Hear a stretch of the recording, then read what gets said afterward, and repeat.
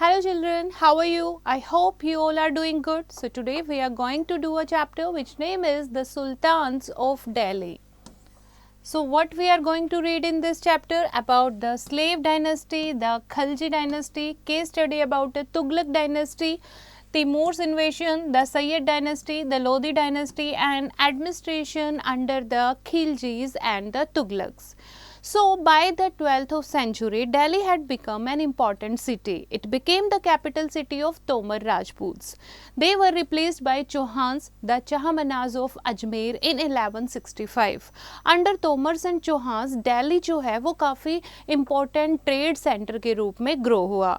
Jain merchants got several temples built while coins known as Dehilwal were used widely. ठीक है, उस time पर Jain merchant सामने आए, उन्होंने बहुत सारे टेम्पल वहाँ पर बिल्ड किए और एक कॉइन वहाँ पर सामने आया, that is Dahliwal. And the real transformation of Delhi took place in 1192 when sultans captured power in Delhi after the defeat of Prithviraj Chauhan. तो बच्चों जो real transformation है दिल्ली की वो शुरू हुई 1192 में जब सेकेंड बैटल ऑफ टेरेन होती है जिसमें पृथ्वीराज चौहान को हरा दिया जाता है और मार दिया जाता है. Thus in this way the Delhi Sultanate was founded और यहाँ से शुरू होती है आपकी दिल्ली सल्तनत. तो फर्स्ट है स्लेव डायनेस्टी. स्लेव डायनेस्टी जैसा कि फर्स्ट स्लेव कौन रहा उस टाइम पर? Qutubuddin Aibak.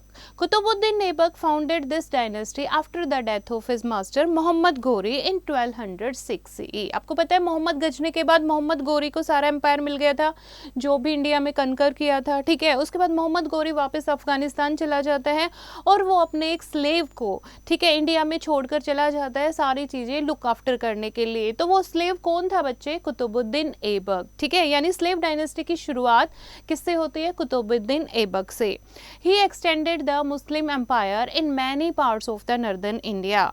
Due to his generosity he came to be known as Lakh Baksh, giver of legs, and he ruled for 4 years, strengthening his position and overcoming the resistance of the nobles and suppressed internal revolts. 4 साल तक इन्होंने rule किया. इनको लख बख्श भी कहा जाता था क्योंकि ये काफ़ी दान करते थे. ठीक है, गिवर ऑफ लक्स जिनको कहा जाता है. काफ़ी छोटे छोटे जो भी इंटरनल रिवोल्ट थे उनको सुप्रेस किया और नोबल्स जो वहाँ के लोकल रूलर थे, किंग थे, उनके रेजिस्टेंस उनको भी रेजिस्ट किया. ठीक है, उनको भी ऊपर नहीं आने दिया. He started constructing Qutb Minar in the memory of Khwaja Bakhtiyar Kaki but died soon and he was the first ruler who laid the foundation of Delhi Sultanate. तो यहाँ से दिल्ली सल्तनत शुरू होती है. ठीक है, कुतुब मीनार जो है इन्होंने बनवाना शुरू किया था. अब उस कुतुब मीनार को कौन पूरा करेगा? इल्तुतमिश. ठीक है, सेकंड कौन आया? इल्तुतमिश. कुतुबुद्दीन ऐबक को सक्सीड किया उसके सन इन लॉ इल्तुतमिश ने. Historians regard Iltutmish as the first real ruler of the Delhi Sultanate. और हिस्टोरियन कहते हैं कि जो भी प्रूफ मिले हैं उस टाइम के तो रियल रूलर जो था वो इल्तुतमिश ही था. And Iltutmish tried to tackle the problems being faced by the Sultanate. Iltutmish find out करता है कि क्या जो दिल्ली सल्तनत है ठीक है उसको क्या रियली में क्या प्रॉब्लम आ रही हैं. When the Shah of Persia was being pursued by the Mughal ruler Genghis Khan, he fled towards India in search of shelter. Iltutmish politely refused to give him refugee and thus saved his kingdom from the danger of a Mongol invasion. तो India को Mongol इन्वेशन से भी बचाया. जब Genghis Khan जो है India की तरफ आ रहा था ठीक है शेल्टर लेने के लिए तो इल्तुतमिश उसको पोलाइटली मना कर देता है. तो इस तरीके से एक और इन्वेडर आ जाते, तुर्क के साथ साथ मंगोल भी आ जाते, तो मंगोल को रोक के रखा किसने? इल्तुतमिश ने. He also won over the Turkish nobles by giving them territories. और जो भी टर्किश नोबल्स थे ठीक है उनको भी अलग अलग टेरिटरीज दे दी थी तो उनके साथ भी उनके फ्रेंडली रिलेशन थे. Iltutmish defeated and seized the Rajput kingdoms of Ranthambore, Mandor, Jalore and Bayana and Thangir. And he made Bihar and Bengal part of the Sultanate by crushing the revolts there. जितने भी वहाँ पर छोटी छोटी revolt थी उनको crush करके बिहार और बंगाल को भी दिल्ली सल्तनत का एक पार्ट बना लिया था. Before his death in 1236 CE, he nominated his daughter Rajia as his successor. उनके बहुत सारे बेटे भी थे, 4 बेटे थे ठीक है, लेकिन फिर भी अपनी बेटी को वो नेक्स्ट रूलर बनाता है जिसका नाम था रजिया सुल्तान. सो रजिया सुल्तान बहुत ही शॉर्ट पीरियड के लिए रूल किया, बट वो काफ़ी प्रॉब्लम से भरा हुआ क्या था, उस वो ड्यूरेशन था. Okay, so the nobles oppose her as she try to reduce their power and begin taking major decisions without consulting them. जो नोबल्स थे, बाकी के जो किंग थे, वो उसके खिलाफ थे. क्यों? क्योंकि वो छोटे छोटे डिसीजन जो है या बड़े डिसीजन जो है बिना उनसे पूछे खुद लेती थी. And the nobles revolted against her, इसलिए सारे नोबल्स जो थे, बाकी के जो किंग थे, वो उसके खिलाफ खड़े थे. शी वॉज डिपोज्ड इन 1240, ठीक है, एंड डाइड सून आफ्टरवर्ड. 1240 में सल्तनत से हटा दिया गया रजिया सुल्तान को और उसके बाद उनकी डेथ हो जाती है. After the death of Rajia until the accession of Balban, many kings came to the throne, and of these Nasir ud-Din Muhammad ruled for a long time. और उनकी डेथ के बाद बहुत सारे किंग आते हैं, ठीक है, जिसमें नसीरुद्दीन मोहम्मद जो है वो थोड़ा लंबे टाइम तक रूल करता है, from 1246 to 1266. None of the rulers, however, could provide stability to the empire. फिर भी कोई भी रूलर स्टेबिलिटी नहीं प्रोवाइड कर पाया. All these kings were mere puppets in the hands of the powerful noble. और जो ये आगे स्लेव डायनेस्टी के किंग रहे, वो नोबल्स के हाथ की एक पपेट ही थे, ठीक है. उसके बाद है गियासुद्दीन बालबन. बालबन जो रूलर था, that was Bahauddin. Original name Balban का था Bahauddin. So he defend his empire from Mongol invasions. He control the administration of Nasiruddin and he gained the support of the samantas and became more powerful. He broke the nobility of the Turks and his kingship was based on Persian style. उसकी जो kingship थी किसकी, घियासुद्दीन बालबन की, वो Persian style पर based थी. उसने court tradition को इंट्रोड्यूस किया, जिसको सिजदा एंड पेबोस कहा जाता था. Balban died in 1287 CE and उसके जो बाकी के सक्सेसर थे वो इनएफिशिएंट थे और काफ़ी वीक थे. और यहाँ पर स्लेव डायनेस्टी जो है लास्ट रूलर बालबन के साथ ख़त्म हो जाती है. तो बच्चे अब उसके बाद कौन सी डायनेस्टी आई? उसके बाद आई खिलजी डायनेस्टी. खिलजी डायनेस्टी के founder Jalauddin Khilji, from 1290 to 96 CE. The last slave kings were overthrown by a group of Khilji nobles under the leadership of Jalaluddin Khilji. Jalaluddin, who was then 70 years old, became the ruler of Delhi. और 70 साल की उम्र में वो क्या बनता है? राजा बनता है दिल्ली का, ठीक है. किसको हराकर? स्लेव डायनेस्टी के लास्ट रूलर बालबन को हराकर.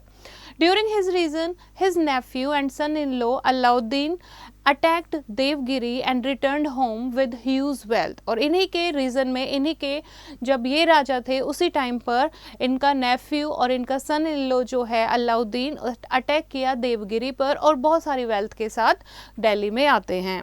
Jalaluddin went forward to greet him. The young man treacherously murdered the Sultan and himself ascended the throne in 1296 CE. और यंग मैन उन्हीं का जो नेफ्यू और सन इन लॉ अलाउद्दीन होता है, ठीक है, जलाउद्दीन उसका वेलकम करने के लिए जाते हैं और वो उसको मार देता है और खुद को नेक्स्ट किंग जो है डिक्लेयर कर देता है, ठीक है. अब हम बात करते हैं अलाउद्दीन खिलजी की. Now, the 14th century African traveler Ibn Battuta held that Alauddin Khilji deserved to be considered one of the best sultan. ठीक है, इबन बतूता जो एक अफ्रीकन ट्रैवलर थे, उनके जो रिकॉर्ड मिले हैं हमें, लिटरेरी रिकॉर्ड मिले हैं, उन्होंने लिखा हुआ है कि अलाउद्दीन खिलजी जो है उनको वन ऑफ द बेस्ट सुल्तान कहा जा सकता है. But he was also known to be a cruel and resolute ruler. Alauddin Khilji ambition was to conquer the world like Alexander the Great, but he could not fulfil his wish. क्या अलाउद्दीन खिलजी की क्या ambition था? कि पूरे वर्ल्ड को जीतना है, जैसे कि अलेक्जेंडर द ग्रेट का एम्बिशन था कि पूरे वर्ल्ड को जीतना है, ऐसे ही अलाउद्दीन खिलजी का भी यही एम्बिशन था, लेकिन वो फुलफिल नहीं हो पाता. तो इनकी मेजर कॉन्क्वेस्ट क्या थी, क्या क्या इन्होंने जीता? One of the first expedition he undertook was to Gujarat in 1297 AC, and he annexed Gujarat, Malwa and Mewar and captured the forts of Ranthambore and Chittor. In Gujarat, he secured the services of the Inuit slave Malik Kafur. Malik Kafur went on to become the general of Alauddin army. ठीक है, उसके बाद अलाउद्दीन की army में मलिक कुफार को एक general बना लिया. And he led a series of successful raid into Deccan. He captured Devgiri in 13 1407 CE. He defeated the rulers of Warangal and Davra Mudra and Mysore. He even went deep down south and drained the wealth of Madurai and Rameshwaram. Alauddin thus became the first ruler from North India to extend his kingdom south of the river Narmada. यानी कि Khilji dynasty से अलाउद्दीन खिलजी जो है वो first ruler बन जाता है अपने किंगडम को. अब दिल्ली में था, नॉर्थ इंडिया में पूरा फैला रखा था, साउथ इंडिया की तरफ एनेक्स करने वाला, यानी river Narmada, south of the river Narmada annex करने वाला, अपने एम्पायर को एक्सटेंड करने वाला अलाउद्दीन फर्स्ट रूलर था. Next is administrative reforms. Alauddin Khilji was an able commander and an excellent administrator. He increased the size of the army to protect his empire. अपनी army उन्होंने बड़ी की, ठीक है, अपने एम्पायर को प्रोटेक्ट करने के लिए. And he was considered as an excellent administrator. To meet the expenses of maintaining this huge army, he had to find way to add to his revenue. इतनी बड़ी आर्मी को मेंटेन करना, उसके लिए क्या चाहिए? वेल्थ चाहिए, पैसा चाहिए, ठीक है. तो बहुत सारे ऐसे तरीके सोचोगे कि कैसे रेवेन्यू को बढ़ाया जाए. तो he confiscated all the rent-free land holdings that had been given to priests and government officials, and the officials were forbidden to collect extra taxes from peasants, and the peasants paid revenue in kind directly to the state, and the land revenue was raised to half the total produced, and in this way he was able to build a rich treasury. और हर तरीके पर tax लगाया गया था, जितनी भी production होती थी उसका हाफ जो है वो टैक्स में पे करते थे, ठीक है. और जो भी फ्री लैंड ग्रांट थे उन पर भी टैक्स लगा दिया गया. जो पीजेंट थे वो डायरेक्ट स्टेट को टैक्स देंगे, ठीक है, गवर्नर को टैक्स नहीं देंगे. तो इस तरीके से काफ़ी टैक्सेस लगा दिए थे और अपना खजाना जो है पूरा भर लिया था, और इसी तरीके से वो अपनी इतनी बड़ी आर्मी को मेंटेन कर पा रहा था. The sultan also put a check on the price of commodities so that the soldiers could live within their income. To prevent conspiracies among the nobles, Alauddin banned all banquets and assemblies. और conspiracy कोई ना हो उनके खिलाफ, कोई उनके खिलाफ साजिश ना हो, इसीलिए हर एक तरीके की असेंबली जो है उसको बैन कर दिया गया था. He also enlarged the system of espionage and spread his spies across the empire. और हर जगह पर अपने स्पाई जो हैं, जासूस जो हैं, वो फैला रखे थे. Now Alauddin transformed the market of Delhi. Delhi के मार्केट भी अलाउद्दीन ने पूरे ट्रांसफॉर्म कर दिए थे. He set up different markets for the food grains, horses, cattle and imported goods. The weights and the balances of the merchants were checked regularly. Alauddin also made arrangements to store large quantities of grain to be used in times of need. ठीक है, इतने बड़े बड़े store house बना दिए थे ताकि ज़रूरत के टाइम पर जो ग्रेन है वो यूज़ हो सके, लार्ज क्वांटिटी ग्रेन जो है वो स्टोर किया जा सके. मार्केट जो होते थे उनको अलग अलग बना दिए थे, ठीक है, फूड ग्रेन के लिए अलग मार्केट, हॉर्सेस के लिए अलग, कैटल्स के लिए अलग market. And after Alauddin death his general Malik Kafur placed Alauddin minor son on the throne. ठीक है, मलिक काफूर जो जनरल था अलाउद्दीन खिलजी का, उसकी डेथ के बाद जो है, अलाउद्दीन खिलजी की डेथ के बाद मलिक काफूर जो है उसका जो माइनर बेटा था, ठीक है, छोटा बेटा था, उसको राजगद्दी पर बिठा देते हैं. And try to rule in his name, और सोचता है कि मैं रूल करूंगा अब, ठीक है. Now but they were both put to death, लेकिन दोनों को ही मार दिया गया. In 1320 CE the last Khilji ruler Khusro Khan was killed by Ghiyasuddin Tughlaq who founded the Tughlaq dynasty. और इस तरीके से लास्ट जो खिलजी रूलर था खुसरो खान, उसको मार दिया घियासुद्दीन तुगलक ने. अब यहाँ से शुरू होती है बच्चे Tughlaq dynasty. Okay, before that you have to know Alauddin Khilji जो है उसके दरबार में, उसके कोर्ट में काफ़ी स्कॉलर्स थे, काफ़ी पोइट थे, जिसमें से Amir Khusro was the poet in Alauddin Khilji court. And his poetry written in Persian is enjoyed by people even today. अभी तक हम इनकी पोइट्री जो है वो एंजॉय करते हैं, पढ़ते हैं. ठीक है, now here is the case study of the Tughlaq dynasty. अब घियासुद्दीन तुगलक से शुरू होती है Tughlaq dynasty. The Tughlaq dynasty was another important dynasty of the Delhi Sultanate. It ruled the country for nearly a century, 1320 to 1413 CE. The following is the account of the rulers of this dynasty. First is Ghiyasuddin Tughlaq. Ghiyasuddin was a competent ruler. बेटा आपको ये भी याद होना चाहिए, ठीक है, कब से कब तक रूल किया, 1320 से 1325 CE तक। Ghiyasuddin was a competent ruler and he followed a vigorous foreign policy. The territories of the Delhi Sultanate had reached as far as Madurai. He introduced just taxes on the peasants and a number of canals and dams were built for irrigation. He died in an accident in 1325 CE। ठीक है, एक अलग foreign policy को ये follow किया, ठीक है, और हर एक जगह से टैक्स हटा दिया गया था, सिर्फ पीजेंट्स के ऊपर एक टैक्स था। बहुत सारे कैनल्स और डैम बनवाए गए ताकि इरिगेशन के लिए लोगों को पानी मिल सके, और एक एक्सीडेंट में इनकी डेथ हो जाती है। उसके बाद नेक्स्ट रूलर आते हैं Mohammad bin Tughlaq from 1325 CE to 1351 CE। Prince Jona Khan, son of Ghiyasuddin, ascended the throne of Delhi as Muhammad bin Tughlaq was a generous and a great scholar. He was well versed in Arabic, Persian, mathematics and religious literature. He was liberal in religious outlook and his ideas were sensible and rational. बहुत अच्छे ये ruler रहे, ठीक है, हर एक religion के लिए respect थी और इनके आइडिया जो होते थे वो काफ़ी सेंसिबल होते थे, काफ़ी अच्छे स्कॉलर भी थे अलग अलग लैंग्वेजेस के, and he was miserly as well as generous also. Much of the information about his reason has come down to us from the account of a traveler, Ibn Battuta, ठीक है, जिसने काफ़ी चीज़ें मोहम्मद तुगलक के बारे में लिखी हैं।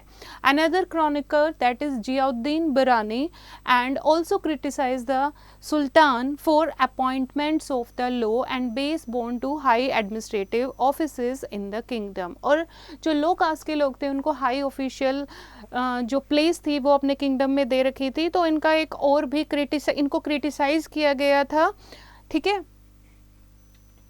नेक्स्ट है Muhammad bin Tughlaq reign is known for many ambitious schemes. These schemes failed and brought ruin to the empire. For failure of his schemes and his strange behavior, some historians have called him mad and some others wisest fool in medieval history of India. इनके बहुत सारे ये ऐसे experiment करते थे कि कुछ लोग जो हैं इनको बुद्धिमान मूर्ख भी कहा करते थे, क्योंकि ये इतने अच्छे स्कॉलर थे, इतनी अच्छी पॉलिसी थी, फिर भी बहुत सारी ऐसी स्कीम ऐसी पॉलिसी चला दी जो फेल हो गई, ठीक है, और ये अनपॉपुलर भी हो गए लोगों में। अब क्या थे ऐसे experiment, like first is transfer of capital. एक तो कैपिटल जो थी वो ट्रांसफर कर दी Delhi to Devagiri, about 1600 kilometres to the south, so that it could be nearer to the centre of the country. All the inhabitants of Delhi were order to move to Devagiri. अब जितने भी दिल्ली में रहने वाले लोग थे उनको बोला गया कि देवगिरी शिफ्ट हो जाओ। The new capital named Daulatabad. A year later he order all of them to return back to Delhi, ठीक है। तो इसके कारण क्या हुआ, क्योंकि ये सक्सेसफुल नहीं हो पाया देवगिरी में जाना, so it was far off on northern India and the Sultan could not check the invasions of the Mongols। अब साउथ में देवगिरी में जब चले गए थे तो मंगोल के इन्वेशन को चेक नहीं कर पाए और ये एक्सपेरिमेंट जो है ये फेल हो गया। इसमें शिफ्टिंग में ही बहुत सारे लोग जो हैं वो मारे गए। उसके बाद नेक्स्ट है taxation of the Doab. So in order to get more money for his military expeditions, he increased taxation on the peasants of the Doab। दोब जो कि एक फर्टाइल प्रोविंस था, वहाँ पर रहने वाले जो पीजेंट्स थे उनके ऊपर वो टैक्स इंक्रीज कर देता है ताकि ज़्यादा रेवेन्यू मिल सके मिलिट्री को मेंटेन करने के लिए। The taxes that he lived were so heavy that the peasants could not पे, और इतने हैवी थे कि जो पीजेंट्स थे वो पे ही नहीं कर पाते थे और अपने खेत छोड़कर भाग गए थे। This result in a terrible famine, और जिसके कारण भुखमरी पड़ गई, ठीक है। अब किसान ही नहीं है तो खेती कौन करेगा, तो ये भी इनकी एक बैड स्कीम थी। सेकंड नेक्स्ट है token currency. Mohammad bin Tughlaq introduce copper coin in place of gold and silver coin. पहले गोल्ड और सिल्वर कॉइन थे, अब कॉपर कॉइन इंट्रोड्यूस किए। As a result the whole country was flooded with illegal copper coin. अब copper coin बहुत ही सस्ते होते थे तो पूरी कंट्री में इलीगल कॉपर कॉइन जो है वो बनने लगे, यानी कि नकली कॉपर कॉइन बनने लगे। Trade came to stand still and the kingdoms became very poor. अब ट्रेड वहीं पर रुक गया क्योंकि असली है नकली है इसी चीज़ में ट्रेड रुक गया था और किंगडम जो है वो पुअर होने लगा था। He later on reverted back to gold and silver coins but it was too late. अब दोबारा से गोल्ड और सिल्वर कॉइन पर आ तो गए लेकिन ये बहुत लेट हो चुका था, राइट। तब तक जो पूरा किंगडम है वो काफ़ी पुअर हो चुका था। नेक्स्ट एक्सपेरिमेंट था military experiments. In an effort to expand the empire, Mohammad bin Tughlaq decided to conquer Khusro. So he mobilized a large army and spent a large amount of money to equip it with weapons and other essential war supplies. ठीक है, अपनी army को full mobilise कर देते हैं और बहुत सारे वेपन के ऊपर, वॉर सप्लाईज के ऊपर बहुत ही एक्सपेंस करते हैं, खर्चा करते हैं. The soldiers were also given 1 year salary in advance as an incentive. और सोल्जर्स को 1 साल की सैलरी एडवांस में दे दी जाती है. The king however hastily abandon the expedition. और किंग जो है वो खुद एक्सपीडिशन छोड़ देता है. तो आर्मी जो है, the army that was raised for this project was disbanded. So ये भी क्या था, ये भी एक बहुत ही अनपॉपुलर, बहुत ही फूल एक्सपेरिमेंट था. तो इससे भी बहुत नुकसान हुआ. Mohammad bin Tughlaq became very unpopular because of his schemes. He lost the trust of the common people, his nobles and the ulema. Revolts broke out in Bengal, Gujarat, Warangal and other places. और उनके खिलाफ जो है अलग अलग जगह से रिवोल्ट होने लगी. 2 powerful regional kingdom, Vijayanagar and Bahmani, came up in south India and the Deccan respectively. And the sultan lost control over the empire and he died in 1351 CE. उसके बाद नेक्स्ट रूलर आता है Firoz Shah Tughlaq. Firoz Shah Tughlaq main aim was to consolidate the kingdom. किसी तरीके से kingdom को बचाना है, वो मेन एम था फिरोज शाह का. He thus undertook measures to reform the administration. He built the city of Firozabad in Delhi. He built nearly 300 towns and repaired old buildings. He was a learned man and patronized scholars like Barani and शाम से Siraj Afif. ठीक है, बहुत सारी जो building टूटी फूटी थी उनको ठीक कराया और ये काफ़ी एक समझदार राजा था. ठीक है, both nobles and common people were happy during his reign. और उनके टाइम पर जो राजा महाराजा थे बाकी और जो जितने भी कॉमन पीपल थे वो काफ़ी खुश थे. His death in 1388 CE led to many rebellions and his successor were unable to stop the decline of the Tughlaq empire. और उनकी डेथ के बाद जो नेक्स्ट सक्सेसर आते हैं तुगलक डायनेस्टी के, वो काफ़ी इनएफिशिएंट थे और यहाँ पर तुगलक एम्पायर जो है वो ख़त्म हो जाता है. सो बच्चे, this you have to know. Ibn Battuta की जो बुक है that is Rihla the travel log.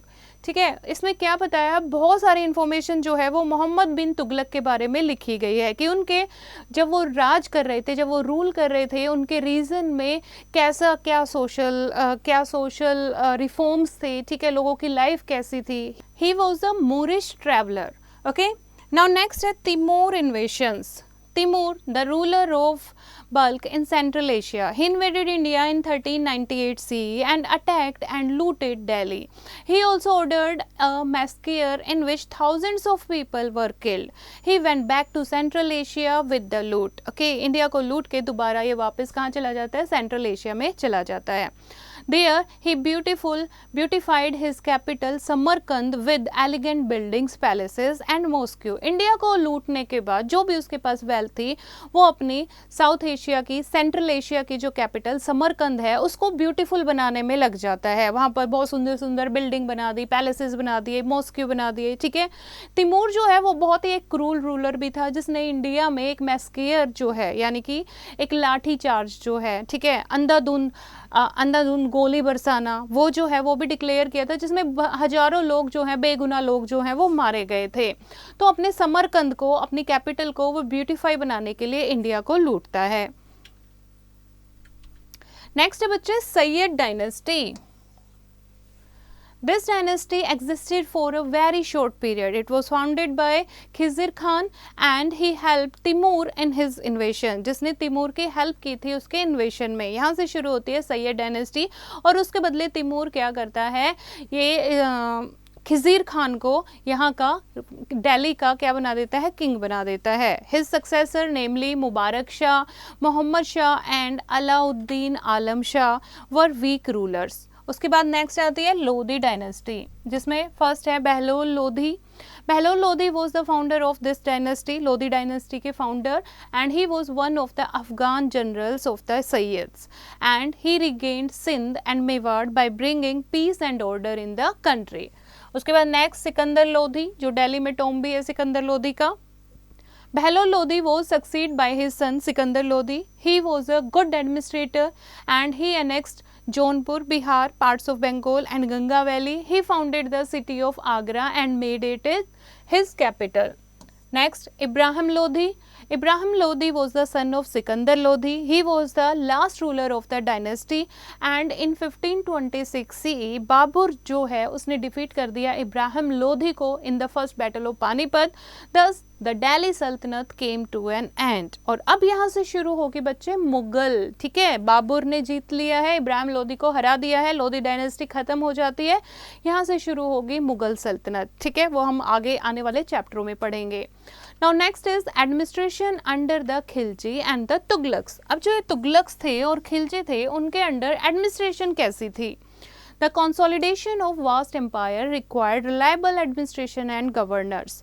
The early sultans relied on special slaves purchased and trained for military service. Since they were dependent on their master, Sultan could totally depend upon them. And these were called बंदागन in Persian. ठीक है, इसको क्या बोला गया? बंदागन बोला गया. ठीक है, जो स्लेव हैं वो मास्टर पर डिपेंड है, मास्टर जो है वो स्लेव पर डिपेंड है. The Khiljis and Tughlaqs raised Bandagan and also raised people of humble origin called clients, and they were appointed as governors and generals. However, problem arose whenever a new sultan ascended throne. ठीक है, अब ये बंधन जो है ये चल तो रहा था, लेकिन जब भी कोई नया सुल्तान बनता फिर से ये प्रॉब्लम आ जाती थी.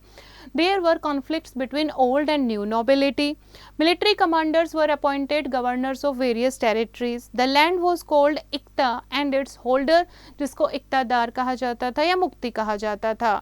Each इक्तादार had to lead military campaigns and maintain law and order in their Ikta.